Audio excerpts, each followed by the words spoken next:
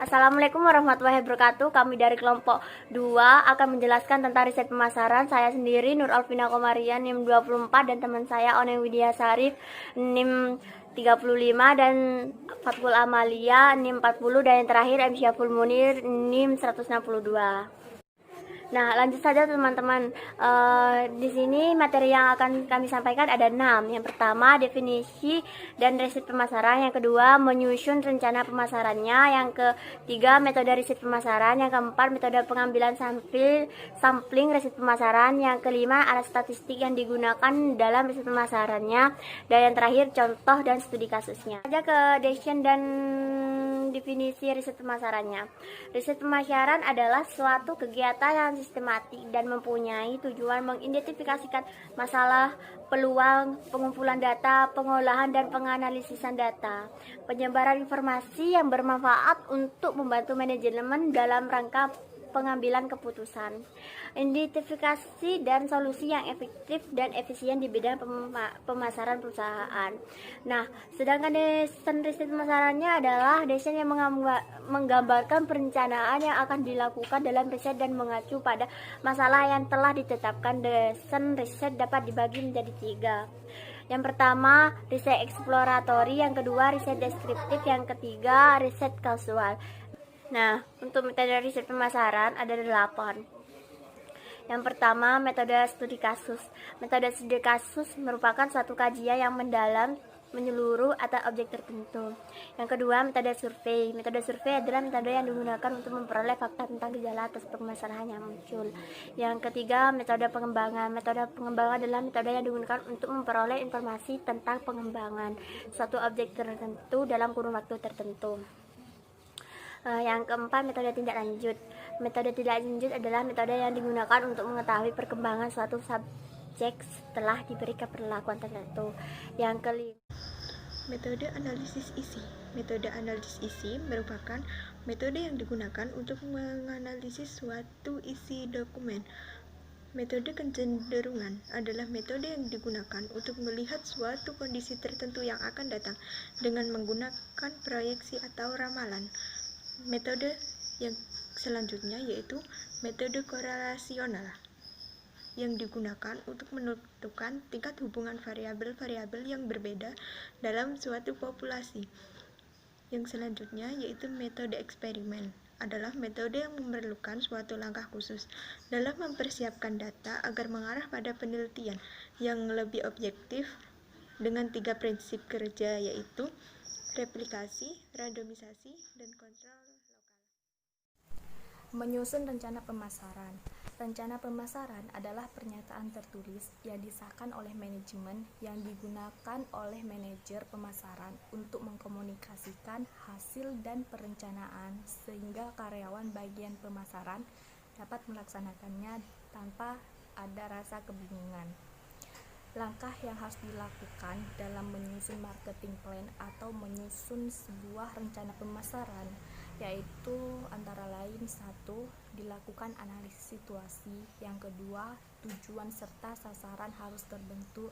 Yang ketiga, penyusunan strategi dan program yang berkelanjutan.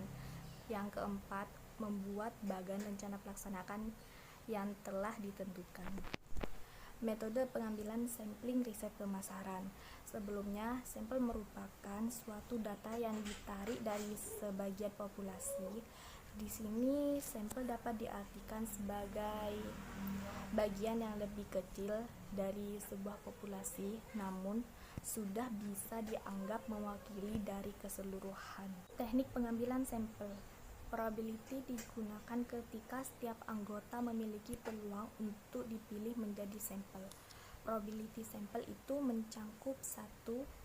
Sampel random sampling merupakan suatu cara yang digunakan untuk mengambil sampel secara acak.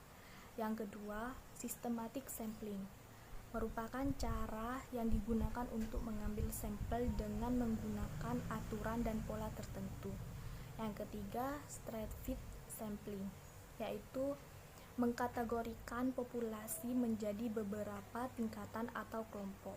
Yang keempat, yaitu cluster sampling, dilakukan pada cluster sampling untuk membagi menjadi beberapa kelompok.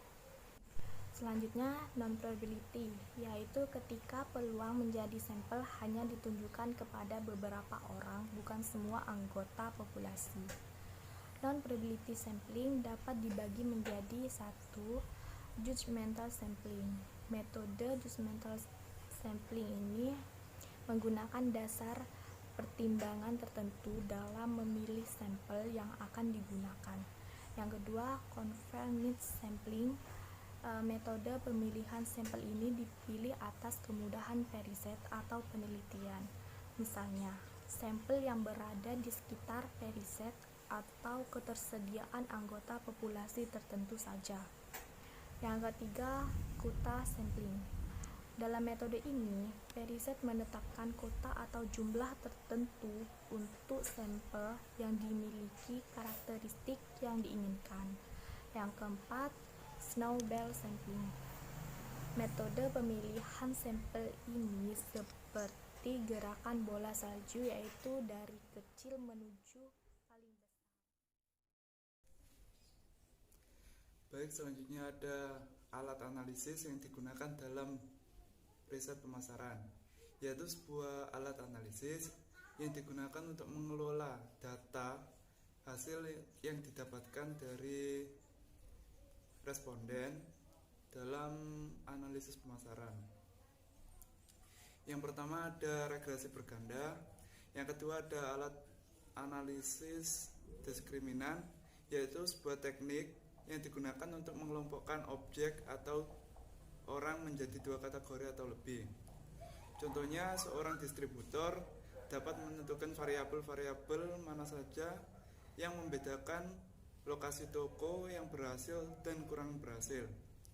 Yang ketiga ada analisis faktor, yaitu sebuah teknik statistik untuk menentukan dimensi dasar dari sekumpulan besar yang berhubungan.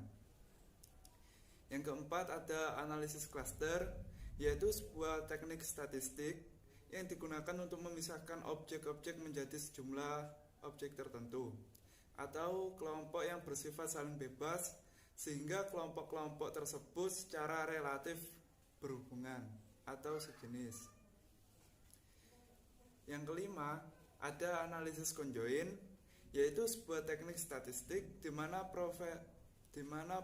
preferensi responden atas penawaran berbeda yang telah diurutkan kemudian disusun ulang untuk menentukan fungsi utilitas orang tersebut.